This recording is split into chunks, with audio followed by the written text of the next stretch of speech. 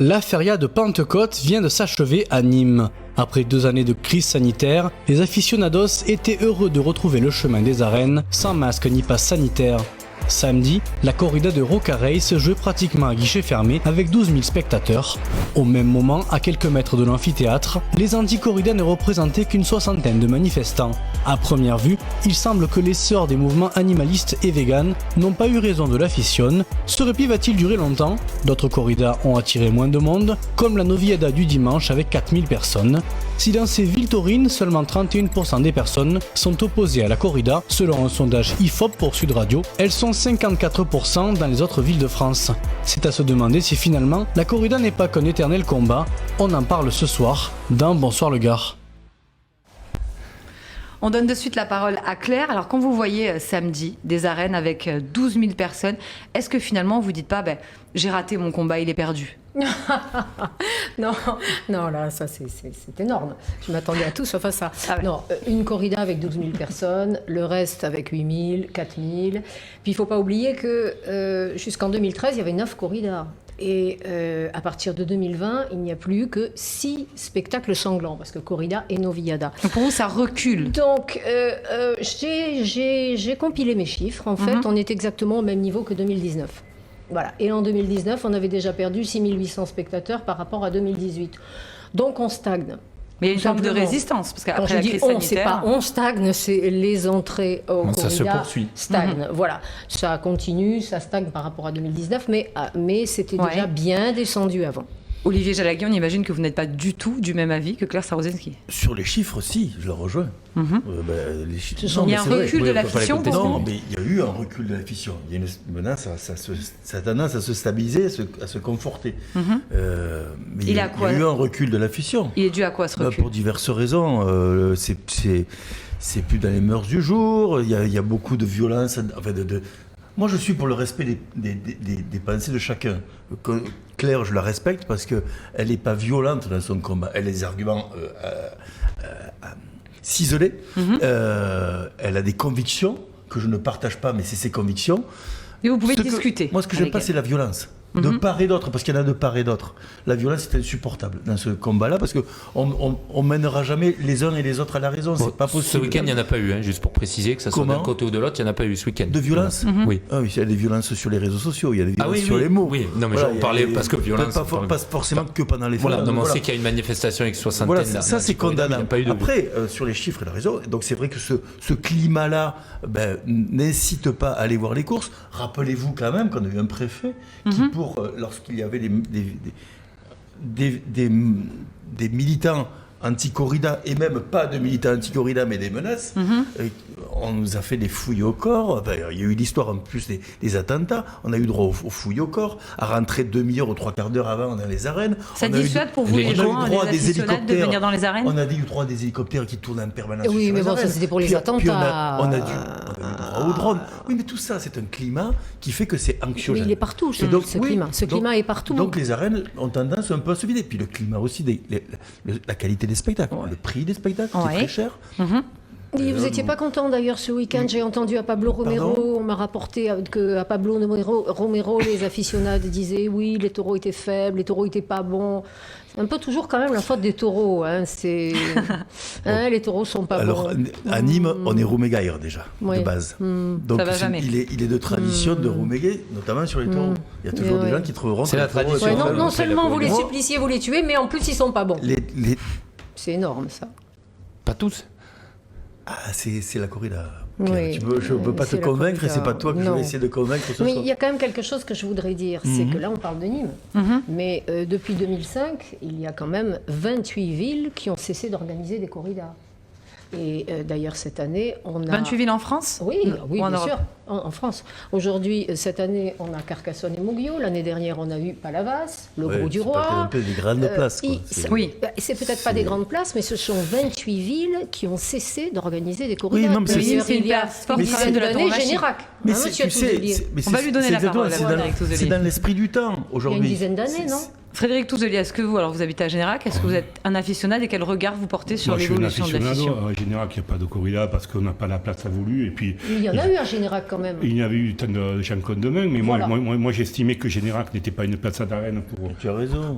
Pour des taureaux. Il y a quand même une frilosité de la part de certains maires d'organiser des corridas. Parce qu'on se souvient de Rodillan où les manifestations, pour le coup, étaient assez violentes, dans le sens où des manifestants. Rodillan, c'est fini. Mais moi, je voudrais venir quand même sur la tolérance.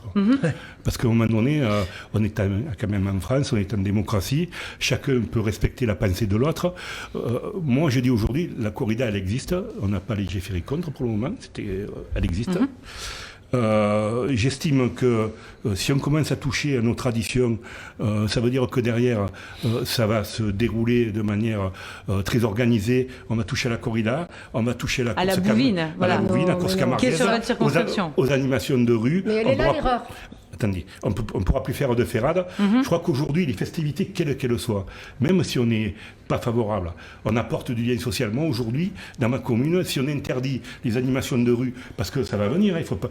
Attention, ça devient de plus en plus compliqué. Organiser des abrivades. Quand on voit les abrivades, la distance qui est réduite sur les boulevards. La distance avec les accidents. Les barrières. Si on n'a plus ça, on n'a plus de lien social. Claire, qu'est-ce que vous répondez à ça? On l'entend? Moi, je dis simplement que ce qu'il faut... Moi, vous me connaissez, je pense, tout le monde me connaît. J'ai toujours été droite dans mes bottes, j'ai toujours été honnête dans mes propos. Je me suis fait traiter de collabo par des anti-corridas, disons-le, hein, j'ai pas peur. Hein. Vous savez, quand toute votre famille est morte en camp de concentration et qu'on se fait traiter de collabo parce qu'on dit la course camarguaise, il y en a assez de taper dessus. Moi, je dis qu'une tradition, à partir du moment, une tradition pour moi est respectable à partir du moment où les animaux ne sont pas violentés. Hein, comme je dis toujours, boire du lait, c'est 100 fois plus criminel qu'une course camarguaise parce que pour boire du lait, il faut inséminer la vache, il faut qu'elle ait un veau. On lui fait faire des veaux chaque année et le veau, il va à l'abattoir. Et on les épuise, les vaches. Et une fois qu'elles sont épuisées, on les emmène à l'abattoir. Ça, il faut que les gens le sachent. Donc, il faut arriver à faire un distinguo dans la vie. Et bon, les ferrades, c'est pareil. Moi, je pense qu'il faudrait réglementer tout ça. Moi, j'ai un ami qui s'appelle Henri Itier, qui a quitté la FFCC, on en avait parlé... Il n'a pas quitté pour ça. Oui, mais il a quitté pour plusieurs raisons. Juste, Claire, pour revenir sur le débat. Il faut aménager certaines choses. Lui, par exemple, pour la course camarguaise, il pensait à et d'ailleurs ça a été à l'étude, des espèces de barrières moulées en plastique pour éviter que les taureaux ne se fassent mal dans les coups de barrière, etc.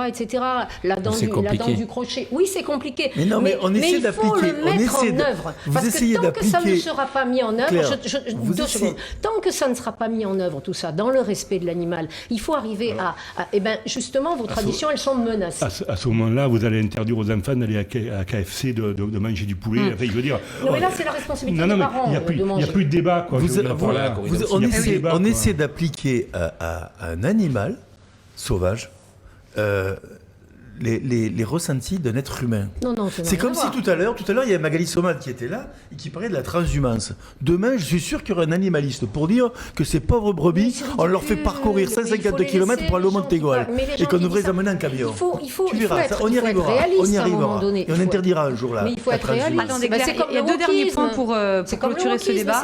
La première, c'est que vous avez peut-être lu l'édito d'Adèle Samari ce matin, qui s'appuyait sur un sondage IFOP pour Sud Radio. Dans les villes taurines, seulement 31% des Français sont contre, enfin des habitants sont contre. Est-ce que là vous dites pas, mais parce que attendez 5 minutes, quand il y a un combat, quand il y a des manifestations d'anti-corrida comme on l'a vu à Rodillan où c'était violent, où ça peut dissuader certains aficionados de ne pas aller, c'est plus par la peur. Mais là vous voulez un changement de mentalité et finalement ça ne fonctionne pas. Qu'est-ce qui ne fonctionne pas? Ce sondage, c'est très rigolo puisque j'en ai parlé hier, j'étais en débat sur Sud Radio face à Robert Ménard. Et ce sondage, 71% des gens sont pour la tradition. Parce qu'il y a une façon de poser une question de sondage. On dit aux gens, êtes-vous pour que les villes taurines gardent leur tradition? Mais les gens, ils ne savent même pas ce que ça veut dire. Ils disent oui à 71%. Pas dans les villes taurines, ils le savent quand même. Dans les villes taurines, ils le savent. Bien sûr que non. Moi, combien de fois il y a des gens qui m'ont dit ah bon, il y a encore la mise à mort à Nîmes. Mais oui. Mais ensuite, ces mêmes personnes qui à 71% sont pour garder la tradition dans les villes taurines, à 61%, ils disent ah mais nous, on veut plus de mise à mort. Mais donc là, déjà, on voit bien qu'ils ne connaissent pas la corrida, parce qu'il n'y a pas que la mise à mort, et ils ne veulent pas. Donc c'est complètement paradoxal. Je devrais et être ça contente, hier soir, il n'y a pas eu de mise à mort au dernier tour. Ça ne peut s'expliquer uniquement... Oui, alors ça, on en parle. Oui, tu parles la grâce. Tu ne vas pas me faire ça à moi. Comment ça? 0,5%, 1% de taureaux graciés. Avouez, madame, qu'on parle de la mise à mort, mais vous avez parlé quand même de la ferrada. Ça veut dire que derrière, vous touchez aussi les traditions camarguaises. Mais je vais même vous parler du bistournage, monsieur Touzelier. Oui, je vais même vous parler du bistournage. Partout où un animal souffre, il faut mettre en œuvre des procédés. Alors vous allez me dire, ça coûte de l'argent. Il faut mettre en œuvre des procédés pour que l'animal ne souffre pas. Vous irez voir le bistournage chez Somad et vous verrez de quelle manière il est fait. Et je peux vous dire qu'il est bien fait avec toutes les règles de l'art. Alors, on nous l'a dit, il n'y avait même plus qu'on boive de lait. Voilà, donc, Olivier Jalaguet, pour conclure, parce que vous avez quand même un regard critique sur l'évolution de la fission, qu'est-ce qu'il faudrait faire pour continuer à faire vivre vos traditions? Parce qu'on a quand même le sentiment que petit à petit, ça se perd. Il y a plusieurs choses à mettre en place. Moi, quand je suis président de l'Institut Magnanime, il y a quelques années, il y a 3 ans, on avait établi 16 propositions pour faire évoluer la feria. Pas que la tauromachie, mais la feria en général. Et Claire y a participé d'ailleurs. Et qu'est-ce qu'on peut faire? Mais il y a plein de choses à faire. Bon, je ne vais pas énumérer les 16 points. Aux gens qui arrivent, qui ne connaissent pas, la ville fait des choses aussi. Par exemple, il y a entre deux passés où ils expliquent. On fait des choses, il y a des choses à mettre en place en profondeur. Pour Walidi par rapport à la corrida, il y a des Est-ce que vous avez une ou deux idées là pour terminer le débat? Le pire ennemi de la corrida, vous savez, c'est pas les anti-corridas. Le pire ennemi de la corrida, c'est les aficionados. S'ils ne sont pas unis, et il y a des éléments qui tendent à les désunir parfois, comme on a vu hier soir dans les arènes, lors du 6e taureau, et cette décision contestée de la j'ai pas dit contestable, mais j'ai dit contestée de la mise à mort, de la grâce de ce taureau, ça vient un peu plus fracturer les failles qu'il peut y avoir, et alors qu'il faut qu'on soit, on n'est pas nombreux, ça c'est en direction des il faut qu'on soit unis. Mais c'est à l'image de la société, ça, tout le monde. Oui, c'est vrai, c'est pas faux. Pour le coup, c'est à l'image de la société. Mais pour la transmission des traditions, est-ce que vous avez des gens qui veulent conserver leur culture et leur tradition? Est-ce que vous avez une ou deux idées pour la transmission des traditions? Parce qu'il y en a des fois qui veulent venir aux arènes, qui payent les places parfois chères par rapport à une place de ciné, et qui ne comprennent rien. Alors je vais vous dire une mesure que nous avions proposée. Et on conclut avec... Il faut cesser que une ville comme Nîmes, dans son cahier des charges de DSP pour la tauromachie, cesse d'attribuer une partie de place gratuite pour la ville et une partie de place gratuite pour l'impressa. Si on enlève ces places gratuites, c'est-à-dire si on vide la contre-piste, d'accord, et si on vide aussi de certaines et de tous les rangs d'ailleurs, des places, elles sont nombreuses tous les jours.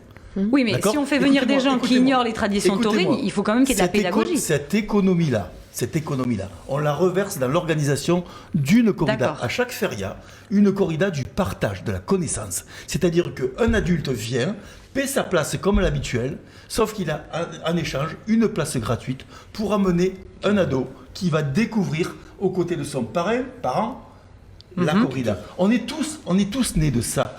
Notre afition, il est né d'un partage avec nos parents. Avant, c'était au 6e taureau. Pour des raisons de sécurité, c'est plus possible aujourd'hui. Oui, c'était gratuit, c'est ça. C'était gratuit. Et on allait tous au 6e taureau sur les épaules de nos parents. Voilà, on a appris comme ça. Aujourd'hui, ça peut plus se faire. Adaptons-nous et proposons cette corrida du partage. Voilà. Merci beaucoup. À combien tu évalues les places gratuites par corrida? Moi, je pensais... on m'a dit environ 200. C'est beaucoup plus que ça. 200 € la place? Non, plusieurs centaines. Les places, d'accord. Je pensais dans les 500. Oui, il y a plusieurs centaines. Ça fait cher.